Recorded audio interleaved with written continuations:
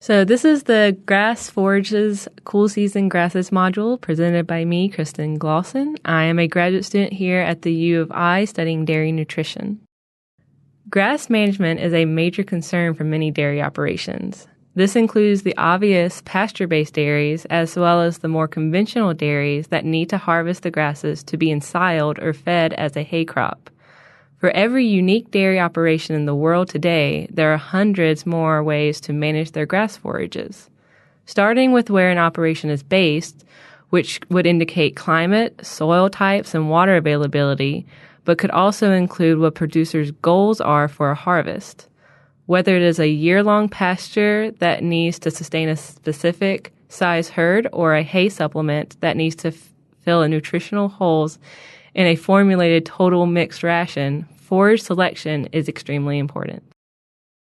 Things to remember. The main things to remember with cool season grasses is that they provide a higher nutritional quality than warm season grasses and normally provide 2 growing periods, one in late fall and one in early spring. When trying to select a grass species to plant or cultivate, it is important to weigh the advantages and disadvantages based on local temperature and climate, the soil type in the pastures, and the possible stresses the grass will be put under. This is a list of common cool season grasses split into categories of annuals and perennials. Cool season grasses have an optimal growing temperature between 60 and 70 degrees Fahrenheit. They need well-drained soils and can be grazed once the plant is established, usually growing at least 4 inches before allowing cows access. It is important to protect cool season grasses from extreme damage caused when animals are grazing on wet pastures. It is also important to remember that in the majority of climates, even cool season grasses will not persist during winter months, and so year-long pasture forage is almost impossible. Harvesting hay to supplement during the winter months is then a requirement in almost all pasture operations. The first cool season annual we'll be talking about is annual ryegrass, which is known for having very high quality at 70% total digestible nutrients and 18% crude protein in the late vegetative state. It also has a very good grazing tolerance. However, it can suppress the spring crop if not harvested early and can survive well when overseeded in perennial plots. Oat is another cool season annual. It is great for small grains, but also benefits grazing forages when included in a mixture, which means it's not always good when left standing alone, and can survive longer under those circumstances. However, it is not good in the cold, and it has very low grazing tolerance. Next up is annual rye, which is different from ryegrass. Rye is tolerant to drought and soil acidity, but the cons are that the quality is extremely varied, and so it's hard to rely on that to meet your animal's needs, and has a very low palatability if it reaches maturity. Wheat is very cold tolerant and does well as silages and pasture. However, wheat is unique in the fact that as the stem elongates near maturity, it's something called jointing, which happens when the stem is elongating, where the growing point moves above the soil and can be damaged if grazed. Triticale has become popular in recent years as a wheat-rye hybrid. It is very leafy, which translates to a high quality and high palatability, and matures late for longer grazing periods. However, a more leafy grass also produces less yield, and it was originally bred for grain production.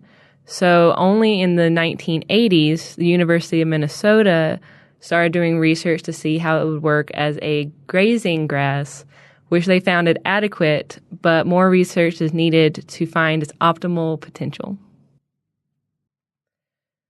Here is a list of all the grasses we've talked about, listing the pros and cons for comparison.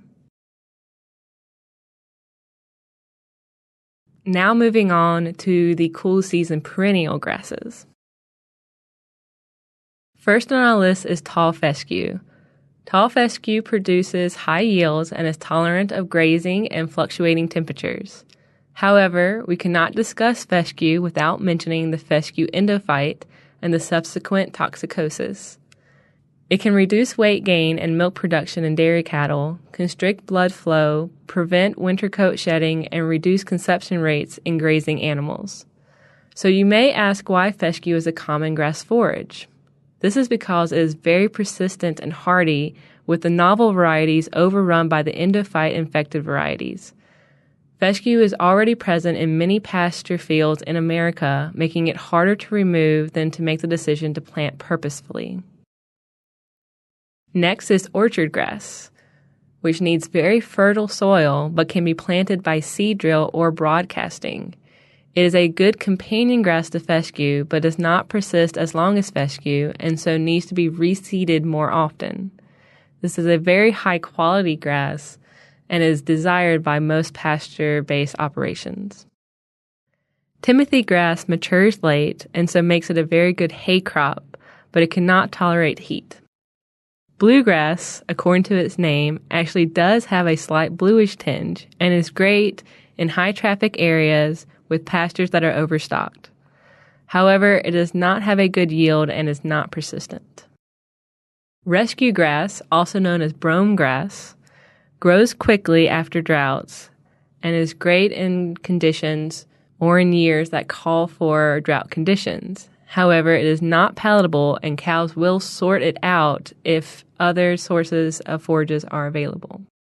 Here is a table similar to the first one we looked at with annual grasses so that you can compare pros and cons of all the grasses we've talked about side by side. All the information shown in this presentation came from the cooperative extension materials distributed by these 4 institutions. Basing the term common on the input of these differing information sources has hopefully given a comprehensive list of many grasses that producers will come across in the search for grass varieties. And with every operation having unique situations, these universities are a great resource for you to find more information on grass options.